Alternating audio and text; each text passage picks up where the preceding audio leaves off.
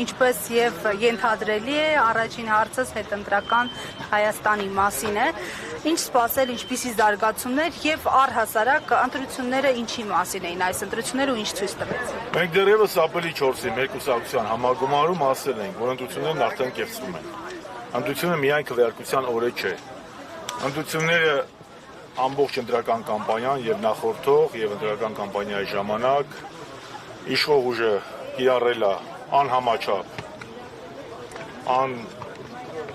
տեսանելի ռեպրեսիաներ իր քաղաքական հակառակորդների վրա,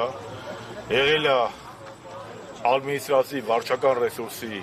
կոպիտ կիրառում, դա ոչ միայն մենք ենք ընդգծել, դա ընդգծել են նաև նույնիսկ եվրոպացի ԵԱԿ դիտորդները, եղել է անհամաչափ աջակցություն Նիկոլ Փաշինյանի քաղաքականությանը արևմուտքի կողմից, արտաքին աջակցություն եւ կալանավորումներ, արդեն մինչեւ դատական որոշումները հանձնարարականներ դատական իշխանությանը եւ բնականաբար եղել այն ինչ-որ սպասելի էր լինել, որովհետեւ երբ որ ընդդիմության ձեռքերը եւ ոտքերը կապված են,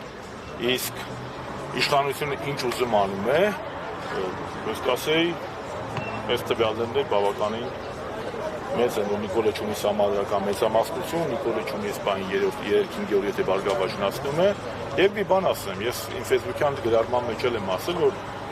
նույնիսկ այս անասելի ռեպրեսիաների, այս անասելի վարչական ռեսուրսի օգտագործման, այս արտաքին աջակցության պայմաններում հայ ժողովրդի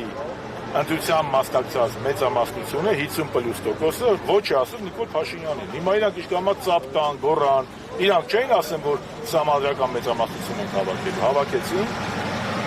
Ժողովուրդը ոչ թե այո ասել, այլ ոչ ասել Նիկոլի Հայաստանի ադրբեջանացման քաղաքականությանը։ Մնացածը արդեն կտեսնենք ընդդիմադիր ուժերը, նրանք ովքեր որ մասնակցել են պարլամենտական ընտրություններ, հիմա հաշվարկ է գնում, ամսի 14-ին է սպասում կենտրոնական ընտրական հանձնաժողովի որոշմանը վերջնական, այն ժամանակ կտեսնենք, ես հիմա չեմ ուզում հապճեպ գնահատականներ տամ, թե ինչ կանի ընդդիմությունը։ Իսկ առհասարակ հայր այդ հարցը դրված է արդեն հանրային շրջանակներն են քննարկում վերցնել թե չվերցնել մանդատները։ Ձեր տեսլականը որն է որպես քաղաքական գործիչ, փորձառու քաղաքական գործիչ։ Ես չեմ ուզում հիմա իմ կարծիքը արտահայտել, որպեսզի որևէ ճնշում չդիտարկվի էլի այս կամ այն ընդդիմադիր ուժի վրա։ Ես կարծում եմ, որ մանդատ վերցնելը չի խանգարելու փողոցային պայքարին։ Ասիկը եթե Նիկոլին ուզում են փողոցով հեռացնեն, փողոցային պայքար անեն, մանդատն է խանգարում։ Ինչպես ասել եմ 21 թվականի ընտրություններից, որ մանդատ վերցնելը ճիշտ է, խորհրդանական ընդդիմություն ունենալը ճիշտ է, հենց էլ հիմա եմ ասում։ Խորհրդանական ընդդիմություն լինել չի նշանակում պայքարից հրաժարվել կամ փողոցային պայքարից հրաժարվել։ Օրինակ, եթե բացատրեն, որ մանդատները չեն վերցնում, Նիկոլը գնում է, հարց չկա։ Մենք այսօր պատրաստ ենք փողոցային պայքարի, մենք միշտ պատրաստ ենք եղել։ Մենք մեր սեփական օրինակով հանրապետականը ցույց է տվել, որ ուղղակի չի առաջադրվել, չի մասնակցել ընտրություններին, որպեսզի չջլատի ընդդիմադիր դաշտը։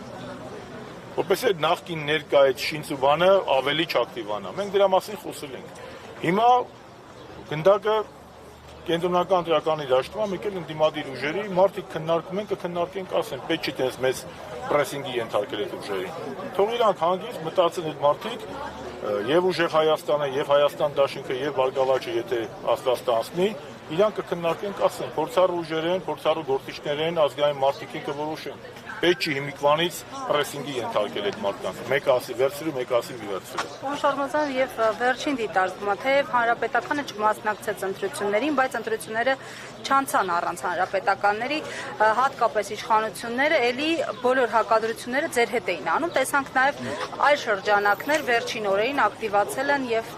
էլի հիշում են հանրապետականին։ Ինչու է ձեր ստվերը շարունակ խանգարում։ Որովհետեւ մեր ստվերը չի, մենք կանք ու լինելու ենք։ Մենք պայքարելու ենք մեր իդեալների համար։ Ու բոլոր այն ազգային ուժերի հետ միասին, ովքեր որ գտնում են, որ Ղարաբաղյան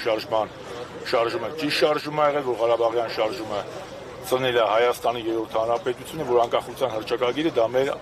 անձնագիրն է եւ ծննդյան վկայականը, եւ մենք իրավունք ունենք հրաժարվել այդ արժեքներից ու Հայաստանը դարձնել վիլայետ կամ արևմտյան Ադրբեջան։ Պայքարը շարունակվում է, Իսկ ով ասում, որ պայքարը պետք է հունիսի 7-ին շարունակվի։ Քաղաքական գործիչները պետք է իրենց իդեալների համար, իրենց գաղափարների համար պայքարեն։ Իսկ նրանք, ովքեր որ քաղաքականության մեջ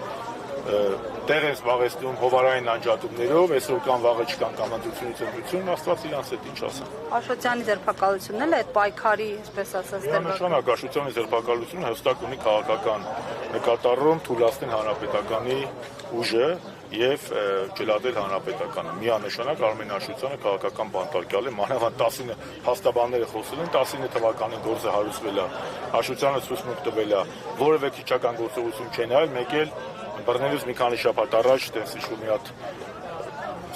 մի երկու գործ են անում, հետո Աշոտյանը մի անգամից ստանում են կալանքի, հետո երկու գործերը միացնեին։ Ակնհայտ է, չէ, որ սա ունի քաղաքական ենթատեքստ, միանշանակ։